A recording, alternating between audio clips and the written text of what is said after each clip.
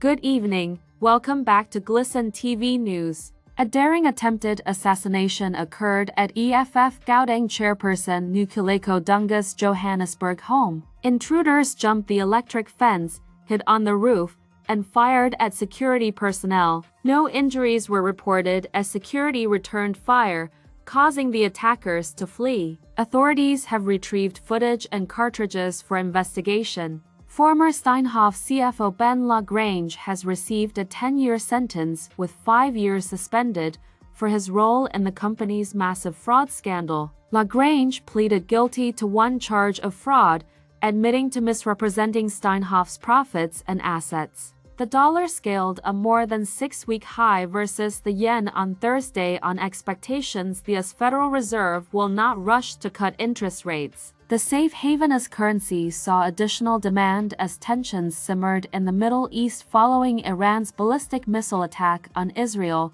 which sparked a vow of revenge. The dollar index, which measures the currency against the euro, yen, and 4 other top rivals, was up 0.2% to 101.3 at 0956 GMT, after hitting a 3-week peak of 101.92. Zimbabwe's opposition MPs have criticized President Emmerson Mnangagwa's State of the Nation address, saying it failed to address the country's economic challenges. The local currency, ZUG, has devalued by 44% amid price hikes and widespread suffering. MP Casta Madu called the speech hollow and urged the government to act. A World Bank Group report paints a dire picture of Zimbabwe's future due to climate change. The country faces high risk of groundwater drought, affecting 86% of the population. Climate change will also impact agriculture, energy, and forestry sectors. Rising temperatures will alter energy demand and biodiversity. The report highlights the urgent need for adaptation measures to mitigate these risks. Rising temperatures will reduce energy demand for heating but increase demand for residential and commercial cooling. In forestry,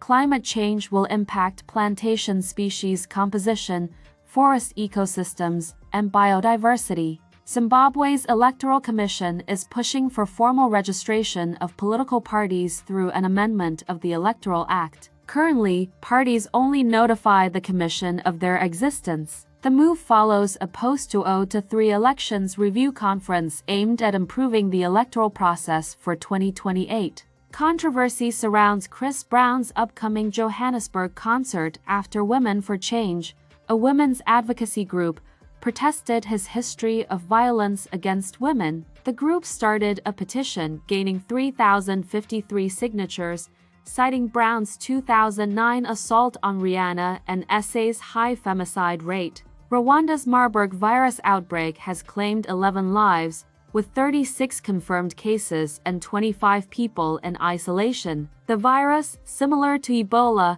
spreads through bodily fluids and has a 50% fatality rate. Authorities urge citizens to avoid physical contact, while travelers are warned to avoid contaminated areas. The World Health Organization (WHO) states that the average case fatality rate is about 50%, and without treatment, it can be fatal in up to 88% of cases. To curb the spread, Rwandans are advised to avoid physical contact, and travelers to Rwanda are warned to avoid contact with symptomatic individuals or contaminated materials. That's all we had for you at this time.